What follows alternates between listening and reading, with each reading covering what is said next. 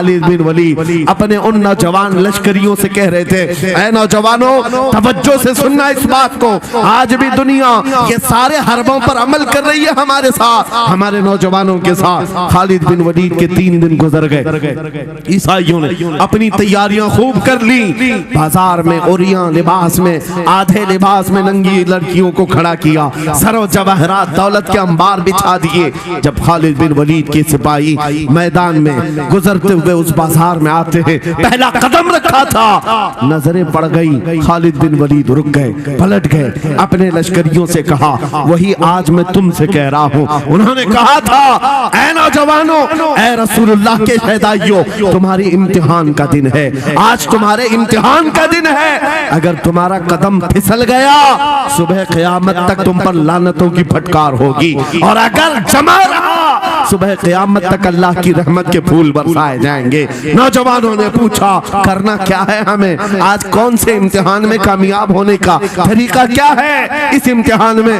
خالد بن ولید نے کہا کچھ نہ کرنا، بس اپنے رسول کی سنت پر عمل کرنا۔ کہا ہم تو کرتے ہیں، یہاں کیا کرنا ہے؟ خالد بن ولید کہتے ہیں میں نے میرے مصطفیٰ کریم کو دیکھا ہے، جب رسول اللہ مدینے کے بازار سے گزرتے تھے اپنی نظریں نیچی کر کے جاتے تھے، آج تم بازار سے جا رہے ہو، بس اس سنت پر عمل کر لو، اپنی حیا کی نظریں جھکا کر چلنا، پھر اس کے بعد اللہ مالک ہے۔ خالد بن ولید کے جوش اور ولولے سے بھری ہوئی یہ تقریر ایسی اثر کر گئی، وہ نوجوان ایک دو نہیں تھے، سینکڑوں کی تعداد میں تھے، سر جھکائے بازار سے ایسے چل رہے ہیں، تاریخ نگار کہتے ہیں وہ اس طرح سے چل رہے تھے کہ ان کے سروں پر انڈا بھی رکھ دیا جاتا تو نہیں گرتا، نہ ادھر ہلائے نہ ادھر ہلائے، نہ ادھر دیکھے نہ ادھر دیکھے، اور برابر اپنی نظریں زمین پر جھکائے ہوئے تیزی سے چلتے ہوئے اس قلعے کے پھاٹک تک پہنچ گئے۔ وہاں وہ پادری صاحب انتظار میں تھے، بھٹک گئے ہوں گے،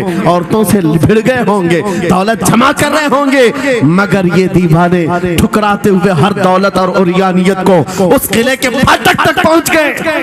پادری سامنے آیا، قلعے کی چابیاں وعدے کے مطابق خالد بن ولید کی گود میں ڈال دیا اور کہا ایک بات بتاؤ اے خالد، ایک بات تو بتاؤ، یہ جو تم نے جماعت، یہ جو تم نے لشکر جمع کیا ہے سپاہیوں کا، یہ انسان ہیں یا فرشتے ہیں؟ ان کے دل ہیں یا نہیں؟ ان کی خواہشات ہیں یا نہیں؟ ان کے جسموں میں نفس ہے یا نہیں؟ ہم نے ملک کی سب سے خوبصورت ترین عورتوں کو کھڑا کر دیا تھا، دولت کو بچھا دیا تھا، ان میں سے ایک بھی اس کی طرف توجہ نہیں کیا۔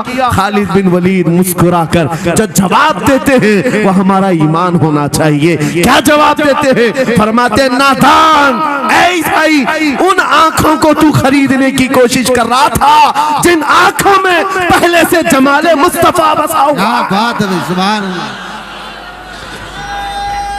اللہ،